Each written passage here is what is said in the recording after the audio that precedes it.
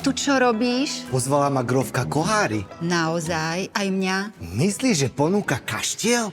To by bola zákazka roka? Ale asi nie. Škoda. Vieš, koľko práce by dala príprava takejto nehnuteľnosti? A práve v tom je ten rozdiel. Dnes tento kaštiel neponúkam. Ale keby áno, presne vieme, kde by sme začali.